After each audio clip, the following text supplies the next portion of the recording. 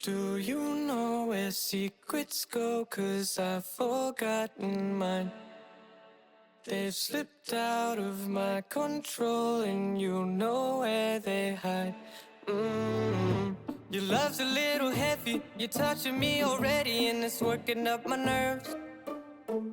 You should probably forget me, 'cause I'm terrified you'll get me when I'm at my worst. It's not too late to Hey everyone, again this is Kat, and today I have one unit turnover in Shore 3 residences in Tower 3, and this one is 17th floor. So of course, the first thing that you have to check is yung gripo kung barado. Yan. So far naman, okay naman. This one is working, gano'n. Kay Sir Jessie pala, na yung owner of this unit. Ayan. We'll be checking this turnover nila. And this is the toilet.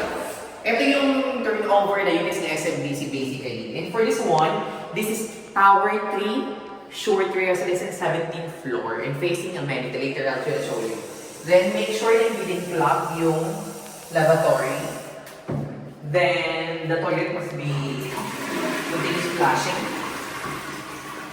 Then here, ayoko kasi ni-on, baka maligo ako. Ano ba ito? Kailangan ng heater. Kailangan pa ng Heater, yes. Sorry, Roxanne. Ayun. And make sure the tiles is okay. So far, okay naman yung tiles. Yung, ito. This one I think is a high ceiling. And yun this guys, kung taas yung ceiling niya. And so far, in 17th floor, here in Shore 3 Tower 3, konti pa lang yung turnover. If because outside, maraming ginagawa. So, maingay. Ayan. So, this one is Wings A. So, the good thing about Shore 3, because they have their own bedroom, guys. I'll show you. Come here. So, this is the bedroom part. So, ang ganda ng view in fairness, ang ganda ng view, sir. Ayan. Okay, tapos na. Yan. Amenity view with a outside view. And this one is a sunrise. Sunrise to, di ba? Or sunset? Parang sunset to. Sunset. Sunset pala. Yes, kasi mainit eh. Oo, sunset. Natin. Kaya na lang ang door pa kasi may ingay. Ever may nag-drill. So, hindi good for ano. So, man nag-Airbnb, agagalit kasi may ingay. And this is the living area, guys. Ayan. So, basically, living area. I'm not sure. Actually, natakal din namin, sir, before ko anong gagawin namin sa unit. But nakalimutan ko na. So, sir, let me know anong gagawin. But for sure, may mga abang yung mga units. For instance, ito yung abang for the TV. And this wall is concrete. Hindi siya hollow. Ayan. Ang lawak-lawak nito, I mean, ang lawak ng space for this one, I think this one is bigger than the usual cat. So, maganda siya yung interior, guys. Then, I'll show you the balcony. Ayan. Ayan. Ayan, guys. Sayang ng gluta ko. Super init naman. And, guys, ito yung guys, ongoing yung gawa ng swimming pool. Then, ongoing lahat ng unit.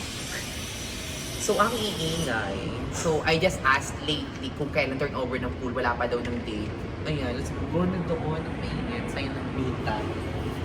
Siguro bibigay sa atin sa pang-entry or pang-gluta. Ayan, for those who ask kung nag-turnover na ng units, kailangan nyo i-follow up sa SMBC. Kasi for today, they have 11 units na turnover. So, guys, at least we're now moving, unlike kasi lately, walang nag-turnover ng units. But now, little by little, but not little actually, because this one is they have 11 units for one day na turnover sa Shore 3 residences in fairness. So kay Sir Jessie, congratulations and welcome to you. From me. From me, yung todo na to. Ayan. And of course, wala kayong choice kundi mag-move on. Ayan, guys. Kailangan, tuloy lang ang buhay. Kasi sabi ni Ma'am Charo, hawak mo ang beat. Sa bawat galaw. So happy lang, don't be sad, and of course, don't spread negative. Just spread good vibes, but at least everyday lives, ma-attract mo din yung positive life. Ayan. And that's it for today kasi marami pa kami gagawin, marami pa kami mga kailigalan. Charot lang. Charot. Joke lang. Ay!